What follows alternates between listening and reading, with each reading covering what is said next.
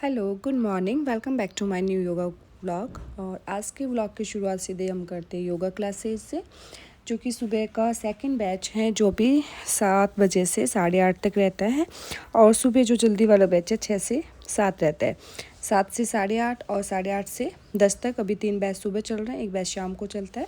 तो आज के बैच की और जो आज हम डिस्कस करेंगे वो योगा से ही रिलेटेड होगी कि योगा से आप अपना वेट कम कर सकते हैं, अपने आप को फिट कर सकते हैं और सारे आसन आप देख सकते हैं कि किस तरीके से किए जा रहे हैं। तो ये जो आसन है वो स्ट्रेचिंग के लिए किया जा रहा है। ये है सूर्य नमस्कार का चौथा आसन, 4th नंबर वाला आसन है, अश्व संचालन आसन। जो गलत करते हैं काफ़ी लोग, तो मैंने आज इनको ये कहा कि आप इसकी पहले प्रैक्टिस करें।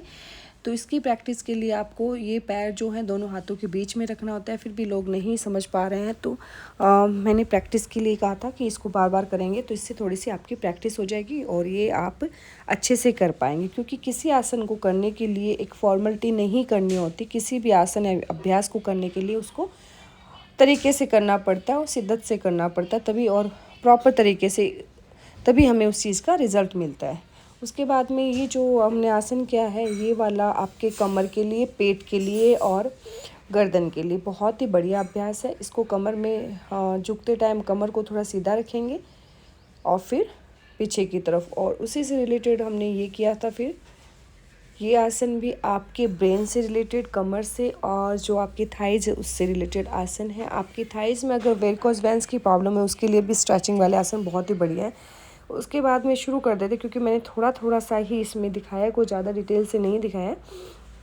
गत्यात्मक अभ्यास है जो आपके साइड फैट को कम करता है। इसमें भी कुछ लोग सही करते हैं, कुछ गलत करते हैं। देखो, मेरा फ़र्ज़ बनता है कहने का, और कहने के बाद भी अगर कोई आप अपने हिसाब से कोई अभ्यास कर रहे हो तो वो गलत भी है।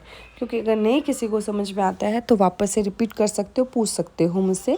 क्योंकि काफ़ी लोग है ना, कुछ अभ्यास प्रॉपर नहीं करते हैं। अगर उनसे नहीं होता तो एक अलग मैटर है, लेकिन समझ में आ रहा है उसके बाद आप अलग गलत कर रहे हो तो वो थोड़ी सी अच्छी बात नहीं होती है। और फिर ये भी होता है कि आपको करवाता कौन है, किसके अंडर में आप सीख रहे हो, तो वो भी गलत हो जाता है आपके साथ। सूर्य नमस्कार मैंने थोड़ा सा स्पीड से आपको दिखाया, जबकि मैं बहुत स्लो और स्ट्रेचिंग के साथ कराती हूँ। कभी कभार हम थोड़ा स्पीड से कर लेते हैं, लेकिन ये है थोड़ा थोड़ा धीरे धीरे आराम से अभ्यास किए जाने वाले अभ्यास हैं। कभी भी योगा के अभ्यास है जो स्पीड से नहीं करे जाते। अभी जो हमारा चल रहा है उसके अकॉर्डिंग हम, जैसे कार्डियो है, जंपिंग रनिंग है, तो वो थोड़ा स्पीड से कर सकते हैं, लेकिन योगा अभ्यास हमेशा धीरे धीरे करेंगे। हाँ, अब जंपिंग कर सकते हैं, क्योंकि हमारा दूसरा जो लॉजिक आता है, पहला योगा के बाद में सीधा हमें पता है कि जंपिंग करनी है, उसे वेट रिड्यूस करना है। तो वही जंपिंग को आप 4 से 5 प्रकार से कर सकते हैं, कोई प्रॉब्लम नहीं है, करनी चाहिए। जो स्वस्थ हैं वो क्यों नहीं करें, अच्छे से करें। रनिंग करें, जंपिंग करें, ट्विस्टिंग करें, कुछ भी करें, कोई प्रॉब्लम नहीं है। जितना आप इस शरीर को काम में लेंगे उतना ही आपको साथ देगा आपका। नहीं तो इसको अगर काम में नहीं लेंगे तो इसको आराम की आदत हो जाएगी, मतलब शरीर ख़राब होने लग जाता है। हर जॉइंट में दर्द हो रहा है, हर जगह प्रॉब्लम क्रिएट हो जाती है। इसको जितना यूज कर सकते हैं हमें यूज करना चाहिए।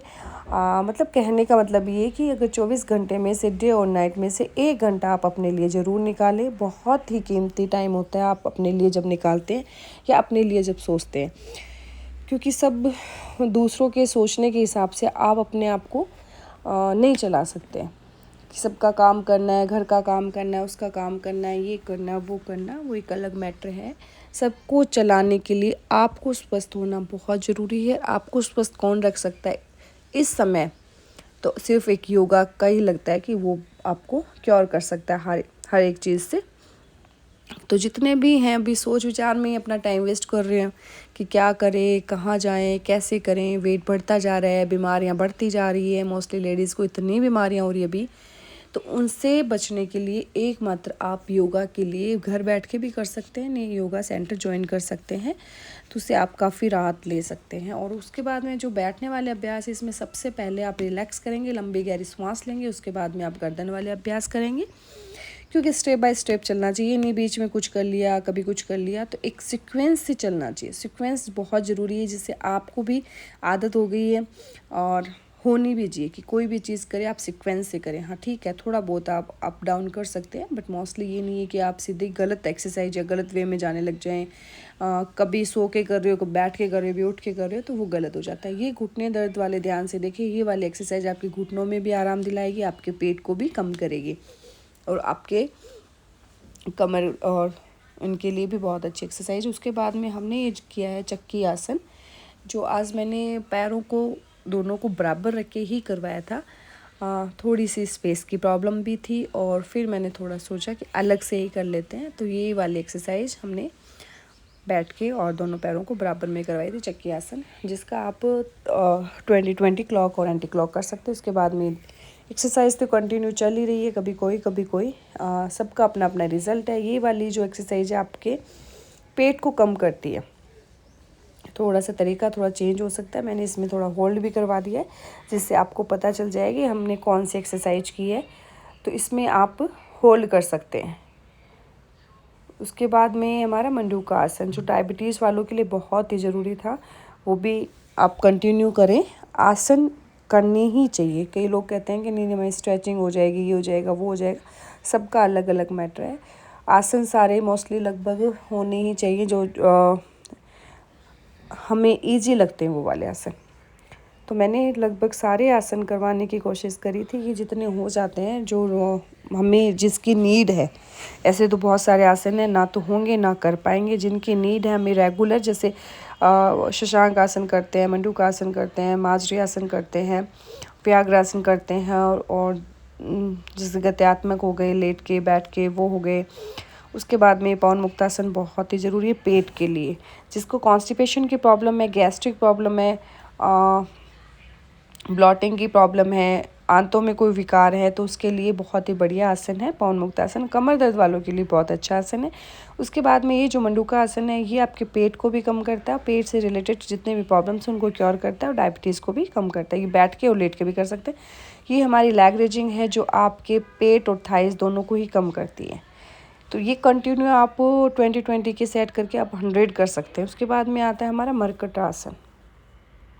जो कमर दर्द वाले हैं वो विशेष ध्यान दें, बहुत ही आराम वाला अभ्यास है। इसको आराम से लेट के दोनों हाथ साइडों में करके आप स्ट्रेच करते हुए 40 भी कर सकते हैं, अब वो भी कर सकते हैं। स्टार्टिंग में 20 से शुरू करें, 20 से 30, 30 से 40, 50, जितना टाइम है आपके पास में उसके अकॉर्डिंग आप अभ्यास कर सकते हैं। अभ्यास में मोस्टली टाइम ज़रूरी होता है। उसके बाद में हमारा सेकंड बैच शुरू हो गया। ये है सेकंड बैच, वो था फर्स्ट बैच और मैंने सीधा ही सेकंड बैच भी इसमें ऐड कर दिया है। तो सेकंड बैच वालों को भी मोस्टली वही अभ्यास करवाए जाते हैं जो फर्स्ट बैच में।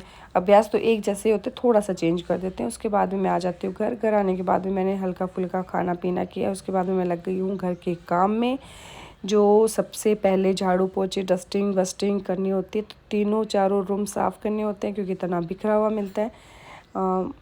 नन्नू की हेल्प कभी कभार हो जाती है, रोज़ तो मुझे नहीं मिलती है। तो बेड शीट सही करना है मेरे लिए बहुत ज़रूरी है। उसके बाद में मैंने लगाई बैठ के झाड़ू। तो मैं आप लोगों से भी यही बोलती हूँ कि झाड़ू बैठ के लगाएं तो बहुत अच्छा है, इससे आपकी एक्सरसाइज भी हो जाएगी। उसके बाद में थोड़ी सी राम के साथ करी हमने मस्ती, क्योंकि राम ने कहा मेरी फ़ोटो खींचो, मेरी फ़ोटो क्लिक करो। तो ये थोड़ी सी राम के साथ मस्ती कर ली, इससे थोड़ा सा मुझे अच्छा लगता है इसके साथ में खेलना, और ये भी काफ़ी इन्जॉय करता है, क्योंकि बच्चों को भी क्या चाहिए, प्यार चाहिए। तो ये जब बोर हो जाता है तो आ जाता है। उसके साथ हम लोग, मैं डुगू की छुट्टी थी तो मैं और डुगू इसके साथ खेल रहे थे, तो मस्ती कर रहे थे। उसके बाद में शाम को वापस से चली जाती हूँ मैं योगा क्लासेस। तो मेरा मोस्टली आप देख सकते हैं योगा का बैच चल रहा है सुबह शाम। तो अब मैंने वापस से ये इवनिंग वाले बैच में आप देख सकते हैं अभ्यास हमने वो ही रखने होते हैं। सुबह भी मैं वैसे ही करवाती हूँ, शाम को भी वैसे, कि मुझे कुछ नहीं चाहिए, मुझे रिज़ल्ट चाहिए। जितना भी मिल जाए उतना मेरे लिए कम है, कि इन्होंने इतना किया तो मुझे तो ये लगता है कि ये कम हुआ है।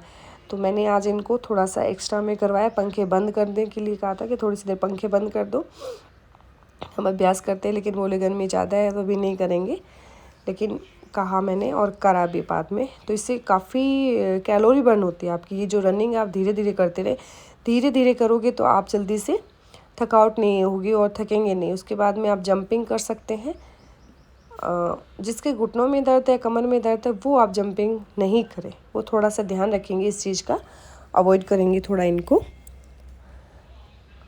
और जो आ रहे हैं उनका वेट अभी जिन्होंने नए एडमिशन लिया उनका वेट का इशू है।